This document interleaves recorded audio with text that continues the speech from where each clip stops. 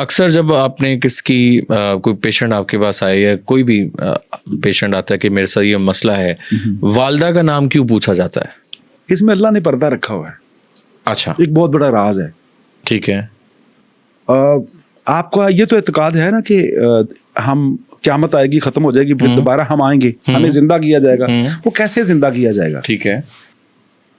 حدیث میں آتا ہے کہ ایک عجب الذنب نامی ایک جی بیج ہے جو انسان کا ہے, تخم انسان بھی کہا جاتا ہے. اچھا, تخم انسان. ٹھیک ہے. جب سب چیز نیست و نابود ہو جائے گی نا تو پھر اللہ کا حکم ہوگا, پھر سور پھونکا جائے گا, تو ہم تمام لوگ جو ہے نا زمین سے اگیں گے. اگیں گے.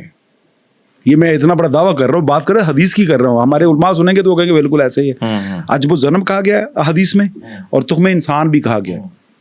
جب وہ اگے گا تو پھر ہمیں پکارا جائے گا, اور پکارا ماں کے نام سے جائے گا. اللہ نے پردے رکھے ہوئے. اچھا, اوکے اوکے. باپ کے نام سے نہیں.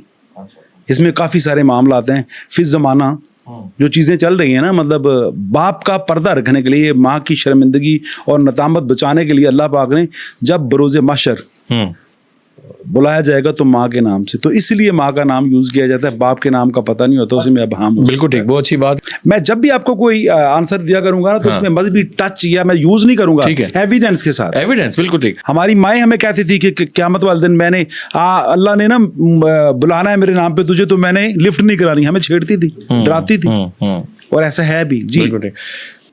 ریسنٹلی ایک میرا انٹریکشن ہوا, تو وہ کہتے ہیں آپ کو پتہ ہے کہ جو عامل ہوتا ہے نا, جو عملیات کرتا ہے یا وہ جادو شادو بھی کرتا ہے, وہ ماں کا نام پوچھتا ہے.